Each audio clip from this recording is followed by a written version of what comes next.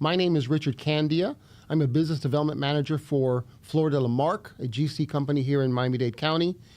But I'm also very, very proud to serve as a board member for the Southdade Chamber of Commerce. Each week, we introduce you to members of the Southdade Chamber, members of the community, decision makers, and show you what they do, what they do to help make Southdade the place to live, work, play, pray, and thrive. This week, we're talking about homes, we're talking about community, and we're talking about value. Many of us in South Florida, Southdade, we live in communities with associations. Who you select to manage the community can make a huge difference in the value and the quality of life of that community.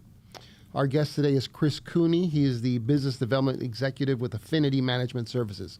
Good morning, Chris. Morning. We've had a lot of conversation, you and I, in preparation for this, and it's property management is one of those things you know it when you need them, you know it when they're not doing their job, but otherwise it's kind of behind the scenes. It's kind of quiet. You take it for granted almost, no? When it's well run, hopefully it's part of the community and it's running in the background. Yeah. Well, how did you get interested in the property management industry? So most of my professional background is in software sales. And a few years ago, I was in a position where I sold websites and resident portals to condominiums and HOAs. I had many clients here in South Florida, as well as in other parts of the U.S. And then about 2 years ago, the opportunity to work with Affinity presented itself. And while I had not been a community manager, other than being a president of my own self-managed condominium for a little while, I did that for a year, which I didn't realize how much that experience would serve me in the future, but it has. I joined Affinity and, having a really good time doing that. We're going to get into it in detail here, but there's a lot of work that goes on behind the scenes for a property management group to do their job well. So give me, if you could briefly, what's the mission statement of Affinity? What is it that you promise and try to do? So part of what we say is, our motto as a company is called Align, Execute, and Deliver. So aligning, what we really mean there is we want to understand from the board of directors, but really the entire community, what are the goals and challenges that community is facing and where do they want to be 12, 18, 24 months into the future. And we work together, we partner with them to achieve those goals. The board members, and I'm keep on pushing things down what we're going to talk about. Let's talk about it now. Sure. Board members, also another group of people that perhaps a resident or an owner of a property has not really thought about the job that the board member or the responsibility that they have. That's changed, hasn't it? I think now it's never been a tougher time to be a board member. First of all, it's a volunteer job, and most of these people have careers and companies that they run during the day. So this is something they do after hours or even sometimes during work hours. But there are a lot of demands, and of course, in a large community, a lot of people coming at them with making sure that things get done. So that's where we come in to help really ease that burden on the board. So you're the staff to the board member. Yes. But you're really also relying on the vision, like you said, the vision of the board as a group where they want to be. Yes. So that's the align part. Execute is really our day-to-day activities and also regular check-ins and revisits to make sure that we're on track for those milestones. Okay. And at Affinity, we break those down. So if somebody has an annual goal or project, we'll break that down into quarterly, monthly, and even weekly tasks so that we can regularly measure our progress. So if we're on track, that's great. If we're off track, what do we need to do to fix that to get back on track? Communities are different sizes, but let's just talk about a generic community.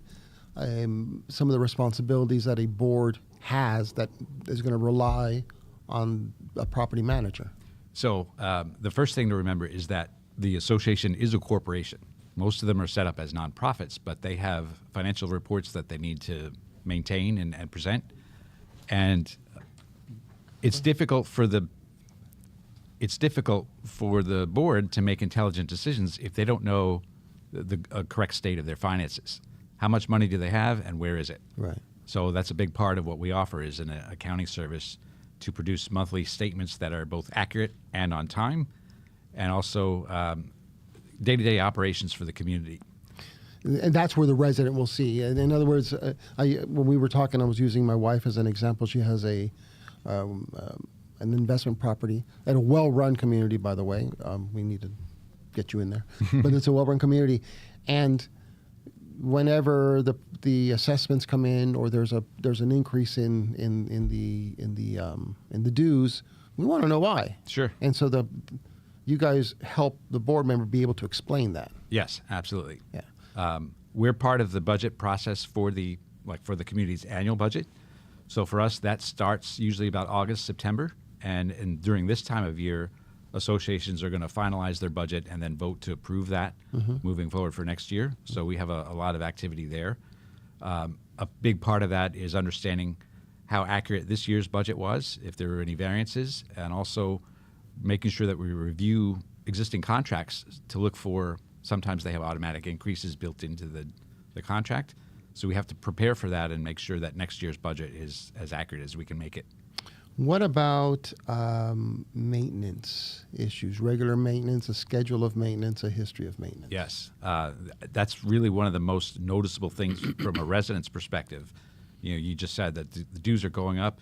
A resident says, "Oh, we're paying the management company all of this money. Where is it going?" So I've never said that.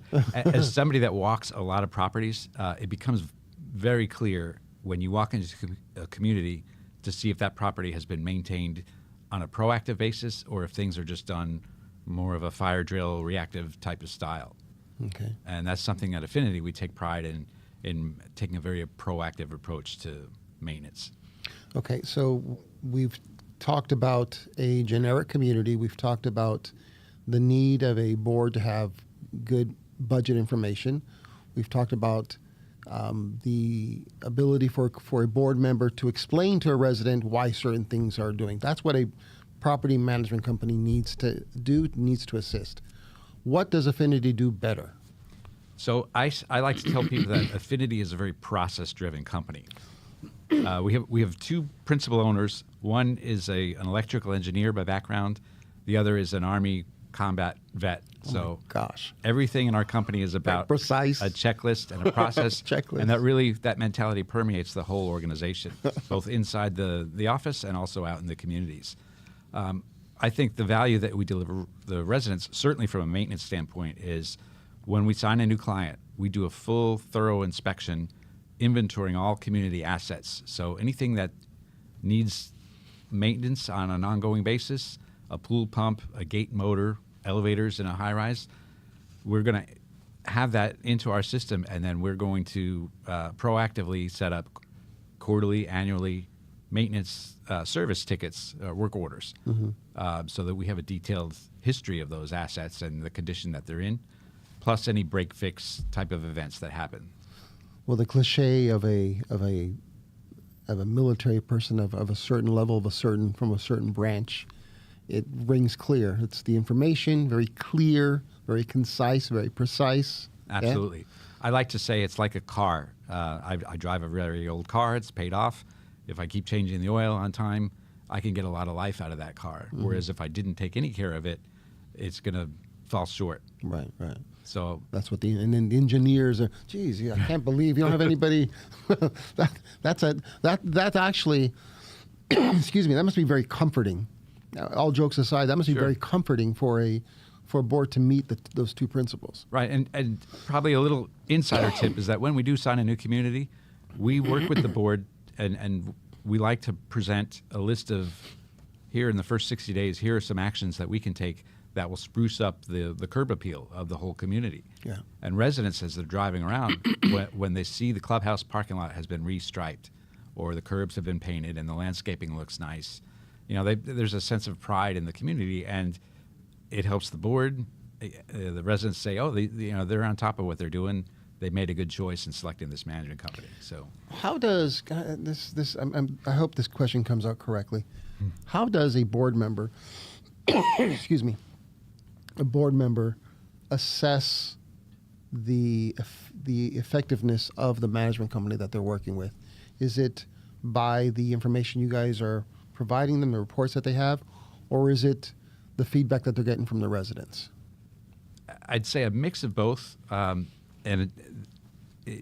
Keep in mind, in any association, I don't know that you're ever going to make 100% of people happy. There's always going to be somebody that doesn't like some aspect of community life. But communication is really, really important. And with Affinity, what we promise is to the board, every close of business, every Friday, they're going to get a weekly report from our manager of all of the major activities that have happened. Oh, so wow. work orders open and closed, any updates on major projects, also any delinquencies or any units that are changing hands, so estoppel requests.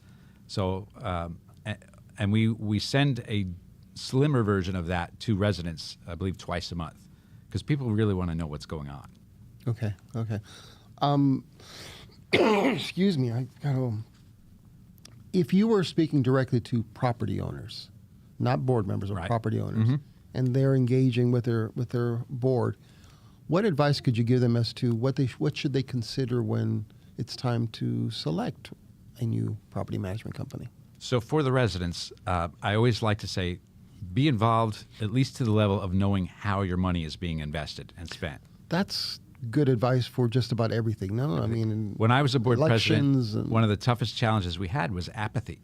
Nobody wanted to get on the board. Nobody wanted to take care of projects. Just let somebody else do it. And unfortunately, in this business, once in a while you get, I know earlier this year there was a board president being walked out of the lobby in handcuffs because he had been stealing from the association.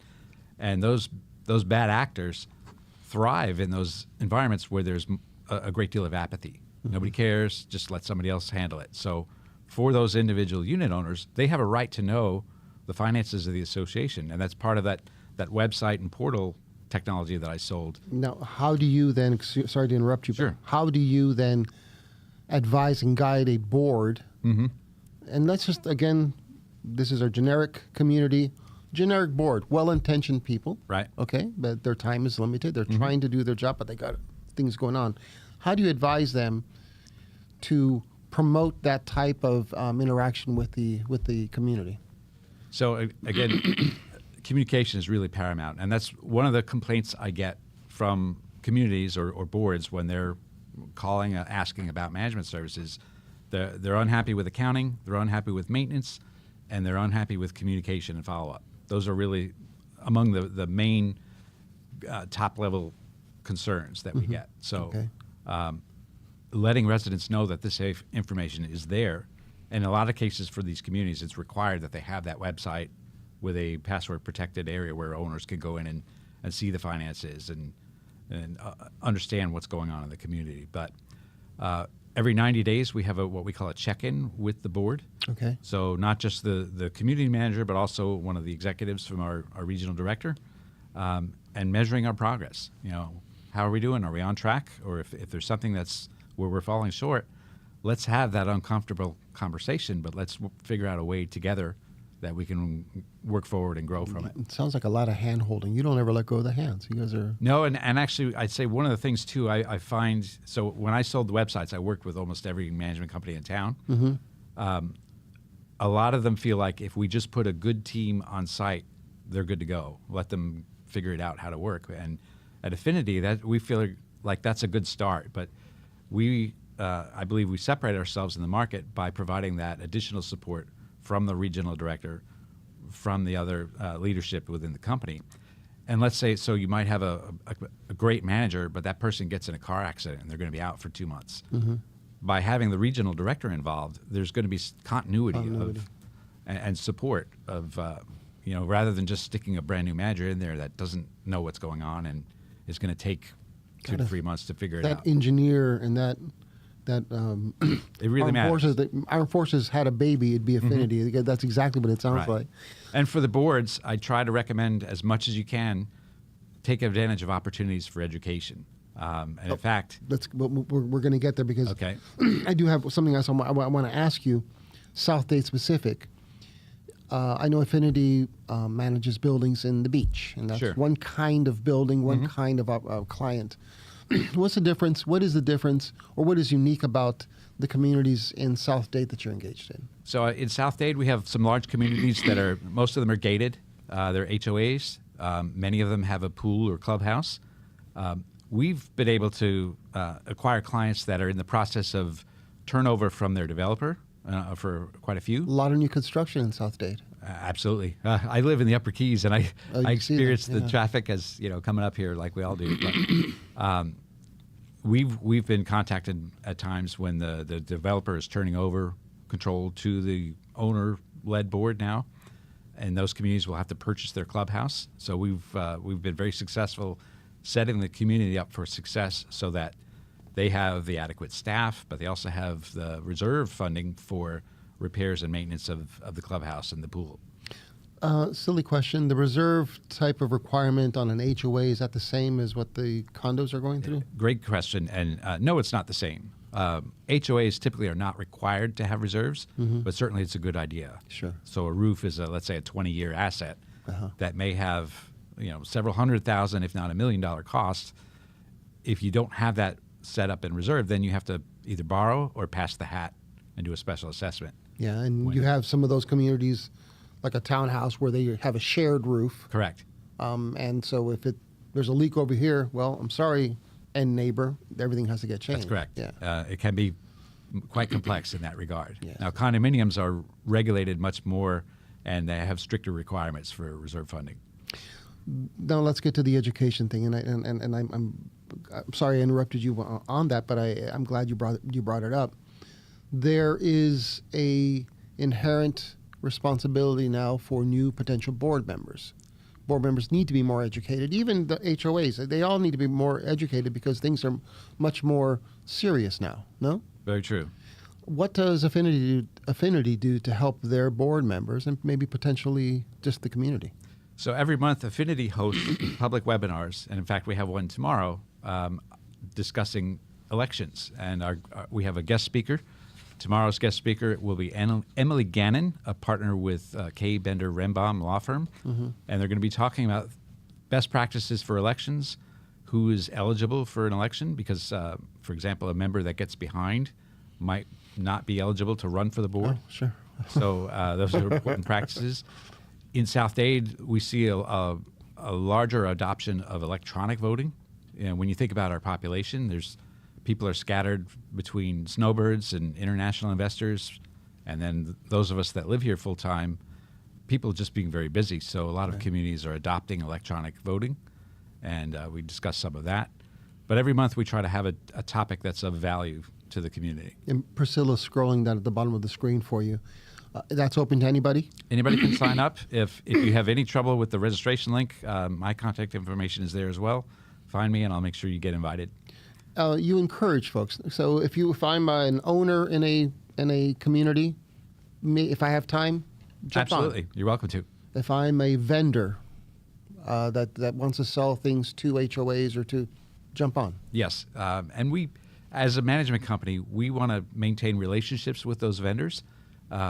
It always happens that, let's say, after a hurricane, the vendors that you have may be super busy, or it may be just peak time of the year. So it's always good to have multiple vendors in a specific category that we maintain relationships with. Right. Let's touch on that a little bit, because you did mention that to me, that one of the things Affinity tries to do is to introduce itself not just to the residents of the new community that you're working with, but also to the community at large. Sure. How do you do that? We actively reach out to vendors, and there are a few that we've worked with repeatedly, and then there are maybe when we sign a new community, they may have a great landscaper or painter that we haven't worked with. We try to get to know them so that we can find potentially other opportunities for them, and they for us. It's a referral type of relationship. But does it make sense if I'm a small business member of the chamber, if I'm a small business business owner? Does it make sense to reach out directly to you, directly to Affinity? Absolutely. And say, hey, yeah, I'd love to have coffee with them and figure out. Well, I try to ask what is a good fit for them. Do they care about a certain part of town, or a certain type of property? And it's always good to know people. We're coming in just coincidentally at a time of year when an active HOA and an active property management company kind of takes the time to show itself. No, they put the lights up and the Sure. and make everything look really, really nice.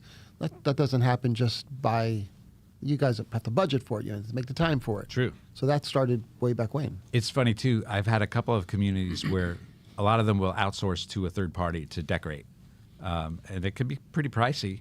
I've had a few boards will say, "Well, I can go get the same lights at Home Depot or Lowe's and do it." So there is potentially an opportunity to save if the cost is a concern, and operate that. And we're happy to work with our communities that way. Sure.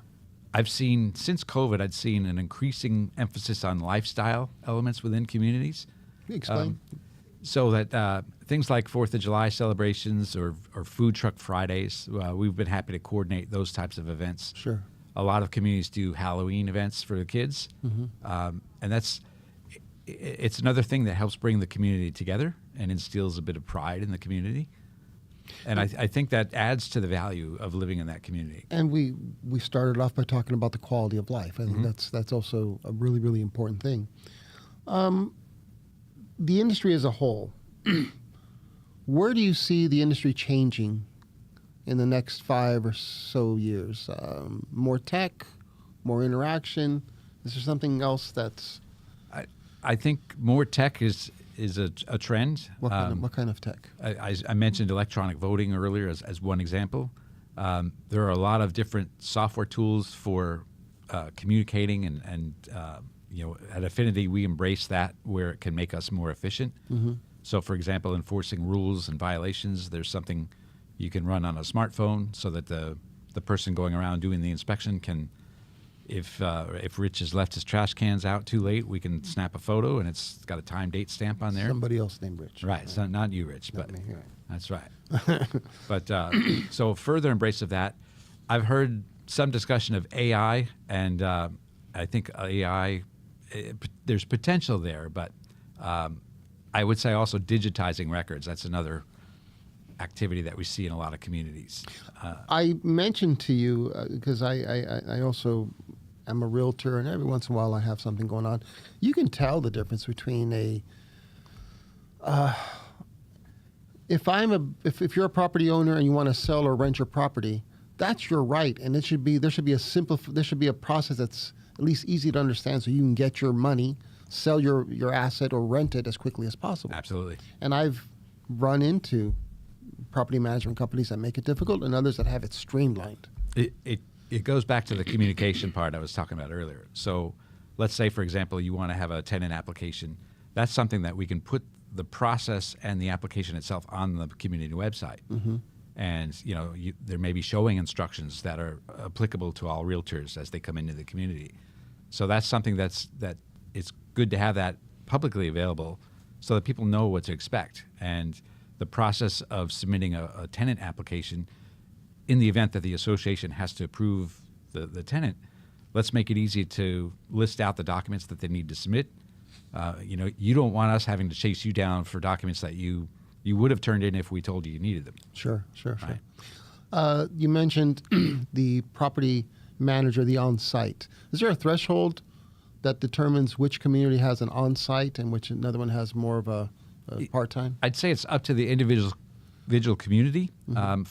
At Affinity, my guideline usually is an HOA that has 400 units or more that usually will have somebody Should on have site. somebody on site. If they only have 100 units, they might have what's called portfolio management, where the property manager splits their time between that community and 7 or 8 others, and they come by once a week. They manage vendors, and the company provides accounting services. But if I live in a community that has a property manager that's on site, does that on site manager have other communities that they're being stretched out to? With us, no. We place people that are dedicated to that individual community. It's a full-time job. It is. It's a full-time job. Do me a favor, react to this. Okay. A good property management company protects an owner's investment by staying ahead of maintenance, preserving asset value, and ensuring the community operates smoothly and compliantly. Good means proactive, not reactive. Absolutely. Yeah? I talked about that earlier. Like you have a lifespan of your asset. Let's say, example, for a roof, and those communities that do a reserve study, it will actually spell out remaining lifespan of those assets. But usually you can squeeze a little more time out of that with proper maintenance, proactive maintenance. What role then can a property manager or a management company, realistically, what can you do to help a community change its risk profile? Again, we're a generic community. Sure. We've interviewed, we selected you. You come in. What's the process? So part of what we do is evaluate the budget and see how much is being spent on what. So, but we signed the contract December 1st. Correct. You're going to start January 1st. That would be pushing it, but usually we like to have about 60 days. Oh, no kidding. Before you even come on. Yes. And there's work that we do, and frankly, we don't charge for that ramp-up period, but to ensure that both parties are successful, the community and us, we want to make sure that we can hit the ground running, and that takes some time to gather contracts and to set up the signing authority for invoice processing and things like that. So there's a lot to do on the front end. Okay, and hopefully that transition with the company leaving is absolutely smooth. Yes. We hope they're and not frankly, burning the files or gluing the stuff. A lot of the people that call me are already with another management company, and for whatever reason, the relationship hasn't worked out. But we're all regulated and professional enough that if we were taking over a community from XYZ company, they have an obligation to share information and documents, and we would in the reverse scenario. Okay. But from a risk profile, I say it's always very important. Security and access control has become a really big issue with crime and people getting on the property. But not just that, but negligence. So any vendor that's coming into the community, we want to make sure they're properly vetted, that they have the insurance and the bonding and the background checks of the people coming into the community. Sure. I think that gets overlooked a lot. Everybody knows a guy with a truck, and they want to save a few bucks, and they bring somebody on that all of a sudden they break something or they harm somebody, either through negligence or through criminal activity, which does happen. Right. So whatever we can do on the front end to vet those people coming into the community, everybody is better off for that. And have the other thing is to have whatever rules you not you but the board with your help set, that they're applied equally amongst everybody. Yes. So that's another thing that gets during that transition period as we introduce ourselves to the community. A lot of times what we're doing is reminding the people of what the rules are. Right? Every community has rules. We at Affinity didn't make those rules, but we're enforcing the rules that are there. Okay. What I have heard a lot from sometimes boards are frustrated that everybody has a different color fence. Well, what are the legal colors of your fence? And sometimes the board member doesn't know. Well, how can the residents know if you haven't shared that with people? And we don't want to come in as the stormtroopers now cracking down on everybody. We're not there to generate revenue from fines. What we want to do is just let people know what's acceptable. I'm a Clemson grad, so if you were my neighbor across the street and we had no rules, what's to stop me from putting up a purple roof with big orange tiger paws, right? Yeah, you might not like the look of that. No, so nobody will. The community might say, okay, let's everybody do a black or a gray or whatever's acceptable. So part of our job is to remind people, hey, these are the rules. We're going to be checking on this. Priscilla, could you please put up the webpage, Affinity's webpage? And I know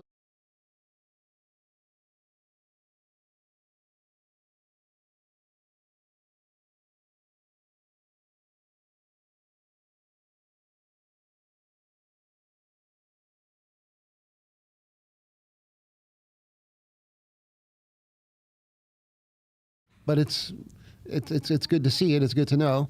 The webpage actually in the association that my wife has a property, it was kind of a recent thing. It was kind of a new thing. Okay. Yeah, it wasn't automatic. The way that you guys are describing it, the way that you operate, the embrace of it has been pretty good. I like to think so, and it's funny. People will call and ask for information that is available on the website. So there's that education of what's available on the community website. Yeah. People find Affinity's website. A lot of times they find us through Google. We have, I'd say, more than 1,000 reviews. Okay. And our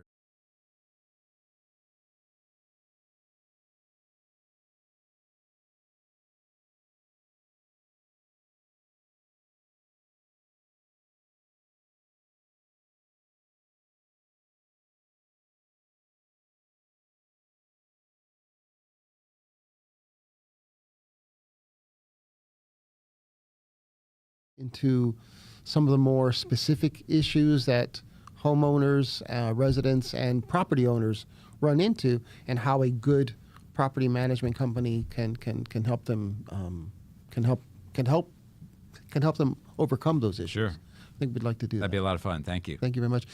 Priscilla, do me a favor and put the Southdade Chamber webpage up again, please. Just real.